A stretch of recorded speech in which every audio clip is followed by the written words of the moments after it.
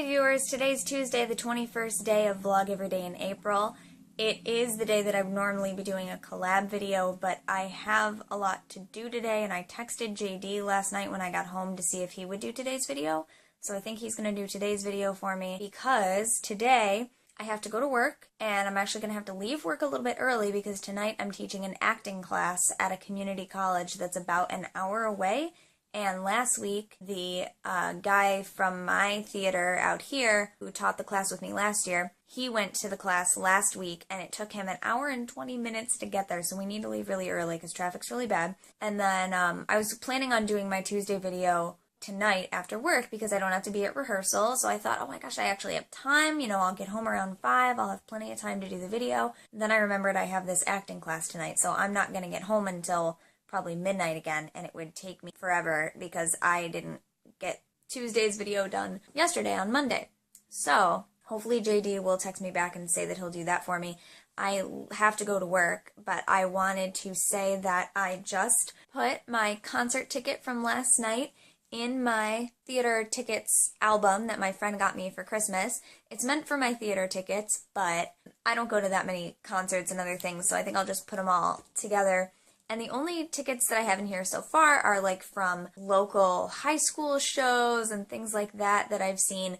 And so they're not all the right size and shape. Like they're intended to be this ticket size that you normally get printed out at events and things. And none of them are like that because every place you go, they have a different sort of method for tickets. And it was the same at my college. The tickets that I designed were much smaller. But I have some of those in there. I have to go through all my old programs because usually I would just tuck the tickets inside the program and I keep all the programs. So when I find where all my programs are, I will find a bunch more tickets and I'll go back and put them in here. But anyway, I did want to say that last night's concert was awesome and I made some friends and I might have some new crushes on people. And I was within an arm's length of Hank Green at one point, and touched Harry and the Potters, and danced like a crazy person, and hug screamed, and oh, so many things. It was a great show, and I have to say, all of those people are wonderful performers, but after the concert, specifically, we were all commenting on how Harry and the Potters are some serious performers.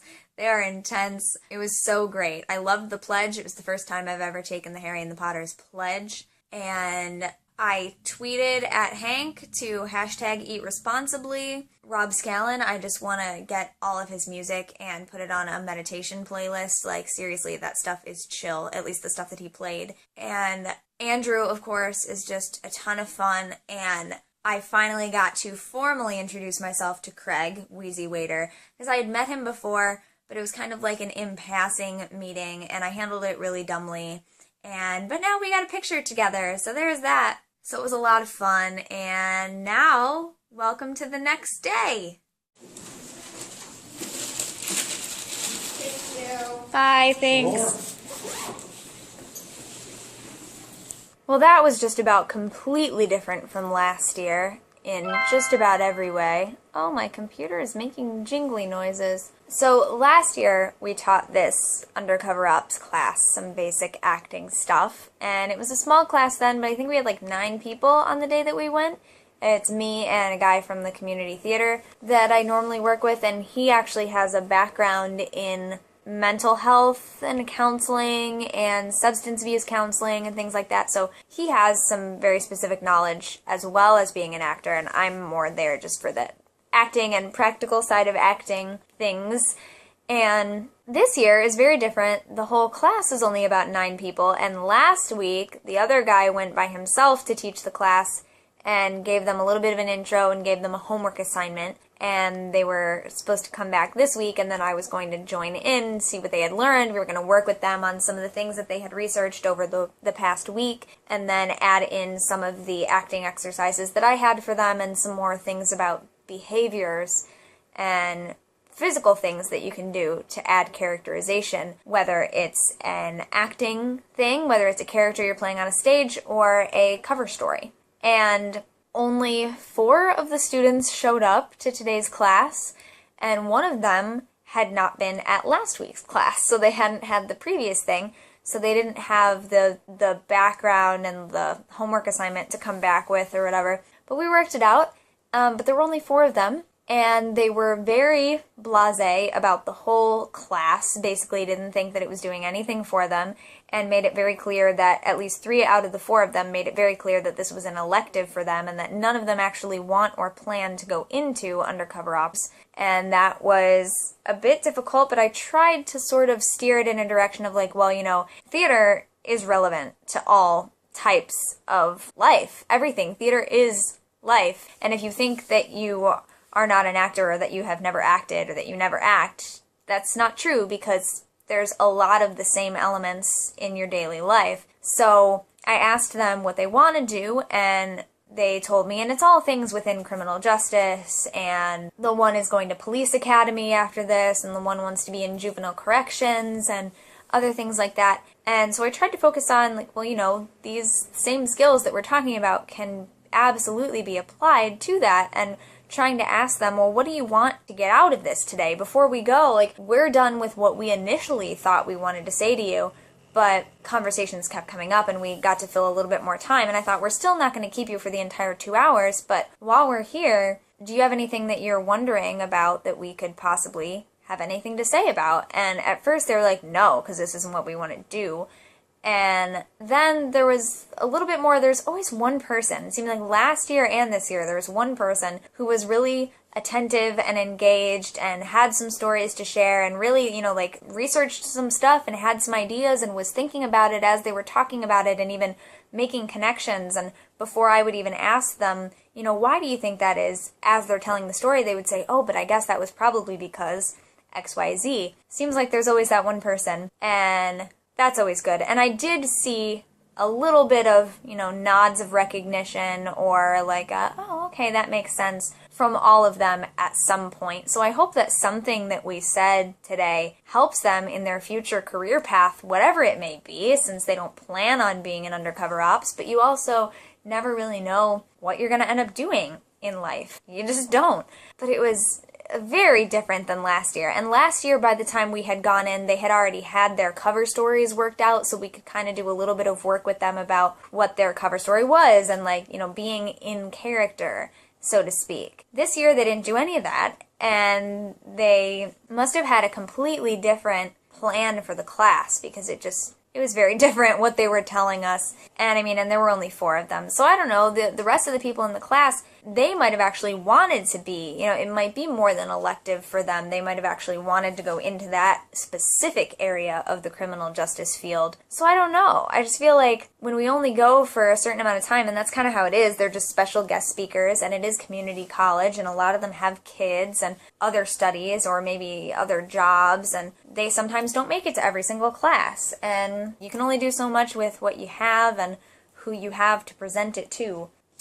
So I hope that it helped. I really do. It's always a fun experience for me. It's a side of things that I don't know much about. I don't know a lot about the kind of things that they're working on, like being able to recognize people who would be buying drugs or people who would be dealing drugs and things like that. So it's a very interesting concept, and then I get to tell all these fun theater stories about things that I've had to research. Like, there is something completely different between playing a role in a play that is an actual person who really lived, such as when I played Mother Teresa, or when the guy that I was doing the class with very recently played a character, I forget which character, I forget the name, in Anne Frank, The Diary of Anne Frank. So again, portraying a real person who actually lived and having to do justice to who that person actually was.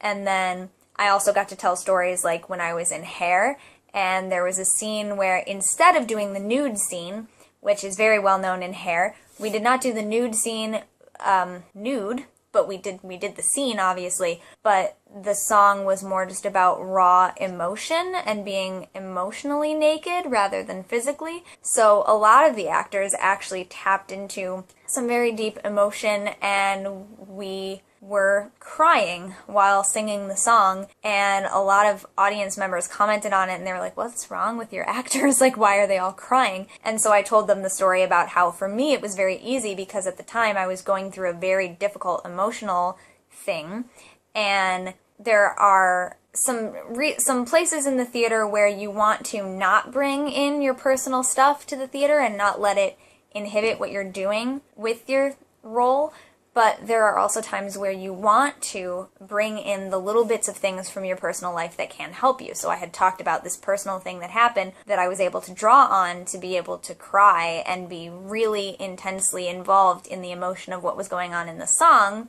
at the time when I needed it.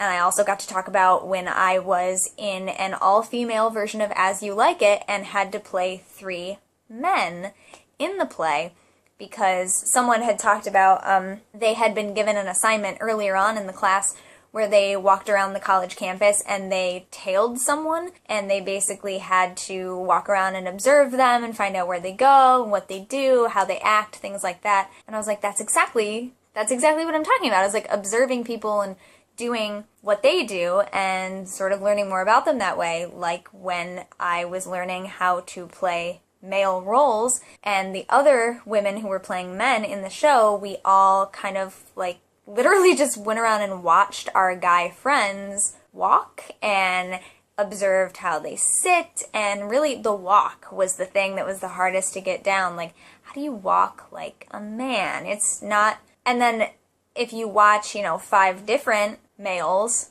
walk, 5 different men walk, whatever all that means to you, because it applies always, they all have slightly different. So we kind of had to figure out what's the basic thing, and then for me it wasn't only just learning to act like a man, but 3 different men, and how were they all different from each other. So I got to tell some fun acting stories and give them examples about things like that. So always very fun for me, but I hope that it was helpful to them and not just something that was keeping them from watching the Cavs game, which they were checking the score of the entire time on their phones. And you just figure something like that, they're paying to be there, so they should want to make it the best experience that they can. And I just hope that we made it a little bit worthwhile, and we did let them go early, and we did start late too because we were waiting for people to show up, but I find it to be a rewarding experience, and I hope they do too. So that was my day. I am home now. I asked JD to do my Pagan Perspective video for today, which he said that he would do. Thank you, JD, because I knew I wasn't going to get home until really late, which it is. So now I am going to edit and upload a previous day's video for you to get that on there, and then probably go to bed because I have to work tomorrow, and then I actually don't have any plans for the evening other than hopefully going to dinner with my grandma, because she's been trying to get me to go to dinner with her for days, and I've either had rehearsal or a show or a concert or a class. So thanks for watching. I will see you tomorrow. Don't forget to be awesome, blessed be, and goodbye.